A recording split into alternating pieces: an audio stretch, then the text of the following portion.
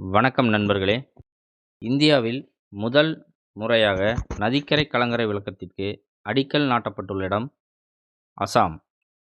இந்தியாவில் முதல் வளைய மெட்ரோ திறக்கப்பட்டுள்ள இடம் டெல்லி.